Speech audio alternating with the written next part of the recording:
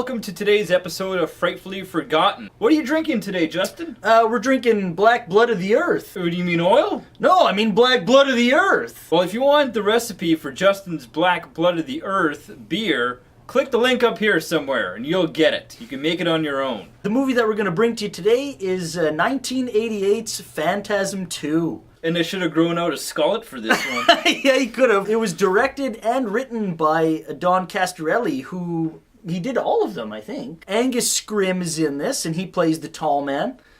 He was also in a TV show called Alias, and I think he was in it for the whole run. Reggie Bannister is in this, and he plays Reggie. James LaGrosse is in this as well. He plays the role of Mike in this, which is different than Michael A. Baldwin, who was in the previous original movie. Mike, yeah. He was in a lot of TV, ER, Ally McBeal, and Fear the Walking Dead. The original Phantasm, basically this tall bugger called the Tall Man, walks around town wearing these big platform boots, digging up graves, carrying coffins with one hand, turning corpses into dwarfs, and he has a sphere that fucking destroys people's brains. Phantasm 2 starts off directly after the end of the first one.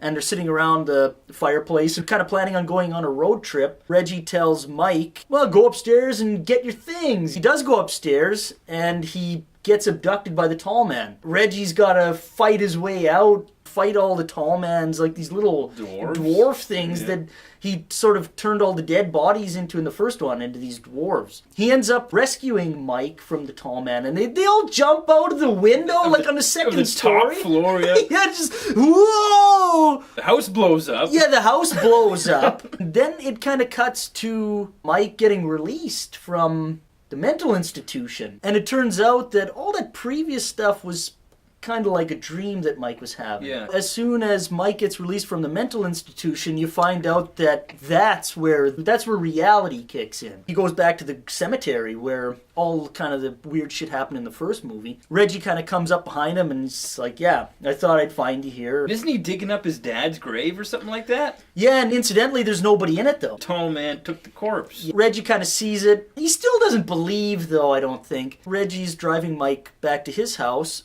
where all of Reggie's family is, to go meet Mike again. The house blows up again, and Mike has a vision. He knows it's going to happen. Yeah. Along with Mike's visions, he also sees this girl. So they both want revenge.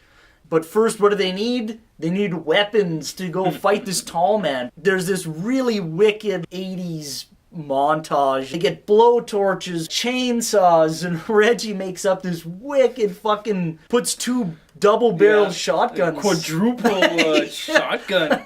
Man, they're ready to go. Reggie puts all his money in the cash register. I always thought it was cool that that scene takes place in the beginning of the movie, as opposed to all these 80s movies, that happens at the end. Now it turns into a road trip movie where Reggie and Mike are on the road trying to track down Tall Man. And they keep going through all these small towns. All these small towns are all abandoned.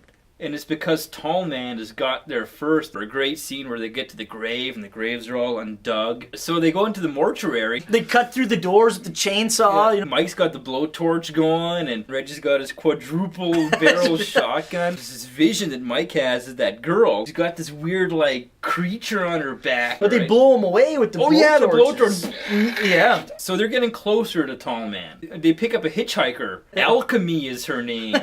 And then she's just in the back seat. And then he's like, I picked up a hitchhiker, buddy. He's all proud of himself. They make their way to a town called Perigord, which is now where Tall Man is residing. The lady that Mike's having the visions of. Her grandpa just died. Tall Man has just turned him into a minion. Yeah.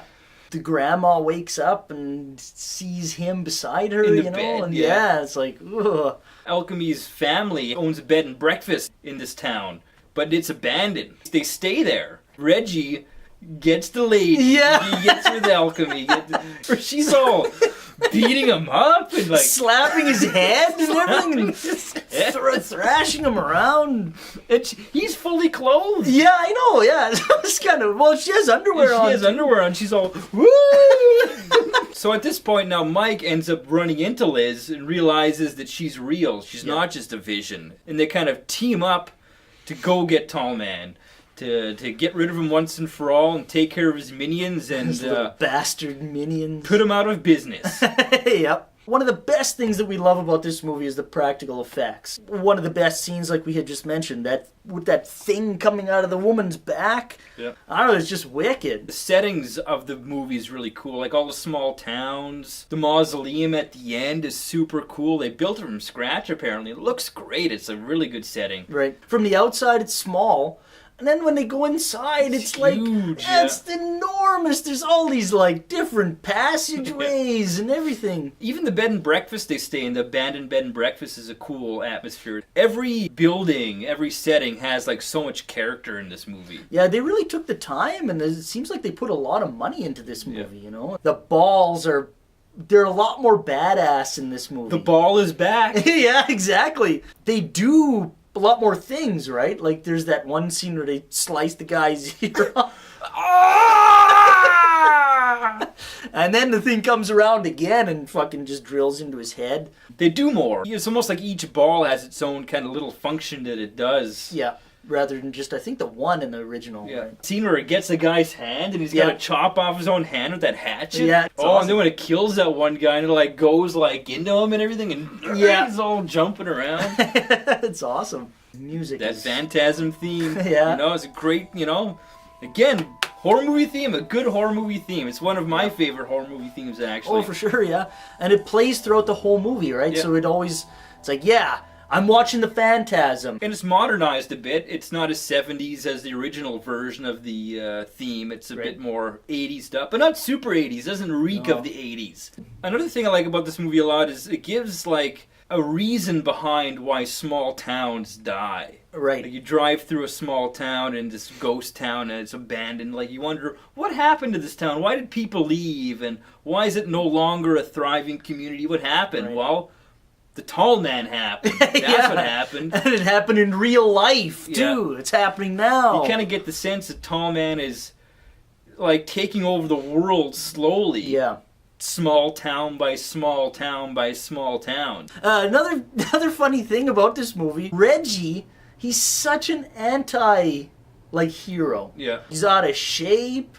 He's bald. He's got he's got the skullet with the ponytail. Yeah. He just doesn't seem like, your average hero. But he's pretty badass. He is pretty badass. He gets the ladies. And it's like, it's kind of his movie in a way. It's kind of Reggie's movie. He's got a big character arc, and he goes from not believing to being like a badass, killing minions with his fucking quadruple barrel shotgun and having chainsaw fights with these gas mask guy. And how can they afford this whole thing? Staying in hotels every night. They gotta pay for gas. Reggie's just an ice cream man. Like, maybe he got house insurance money from when his house blew up. For millions of dollars, I guess. Inheritance from all the family members that died in that house.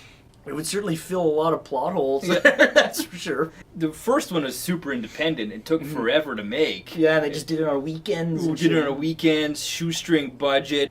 So now this is under the umbrella of a big studio. And they wanted working actors in the movie, and they didn't want to cast the original cast. Like, what the fuck? So Reggie had to audition for Reggie. Mike didn't get the role of Mike. They wanted to cast someone else. They wanted to cast a working actor. And they figured because Mike was so young in the first movie, 8 years has gone by, well, who knows how he's aged and looks now. Yeah. But he comes back in the third movie. It's the original actor in the third movie. Yeah. So if you're in the mood for, like, a good adventure road movie... H.P. Lovecraft movies... Yeah, like, it's a good combination of all that stuff. Adventure, horror... Yeah, watch Phantasm II.